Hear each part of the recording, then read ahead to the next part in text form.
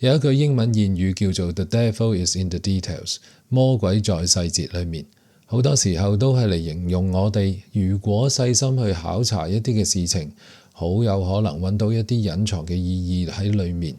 如果忽略咗呢一啲，就會導致到失敗。我以前做 programmer 嘅時候就好明白呢一個道理，因為有好多時候啲 software 唔能夠正常運作，都只不過係因為寫錯咗一句指令，就會令到所有嘢完全運作唔到。有陣時捉蟲就只可以由頭到尾逐條 line 嘅 program 去檢查，但係我調轉頭去諗，當我哋越對某啲事情嘅細節有更多嘅認識，我哋又或者會產生對嗰種事情嘅興趣。好多時候因為能夠解答一啲表面冇辦法解答嘅疑團，最後呢啲尋根究底嘅行動，好有可能就會成為我哋嘅興趣。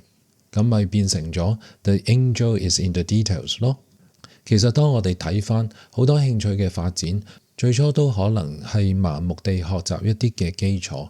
不求甚解咁完成某啲嘅動作去做，好難談得上話去享受。就好似我最初去整饅頭，其實失敗又再失敗，都冇辦法做到軟熟好味。經歷咗可能有成10次嘅失敗，慢慢明白到溫度、時間、猜麵團嘅功夫、水溫、酵母嘅狀態等等，全部都係變數。到最後終於掌握咗，每次再整饅頭都可以成為享受。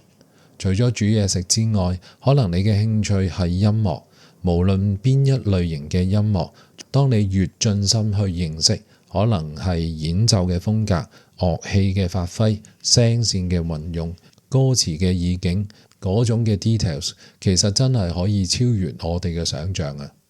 我哥哥好鍾意打 golf， 我雖然一無所知，但係每一次我聽到佢講嘅時候，嗰種嘅 details 真係多到癲啊！發球嘅技巧、球桿嘅應用、當時嘅風速、場地嘅地形、草地嘅特性，呢一啲咁複雜嘅嘢，只會享受嘅人先至可以享受。你又同唔同意我話 angel 都可以喺 details 裏面呢？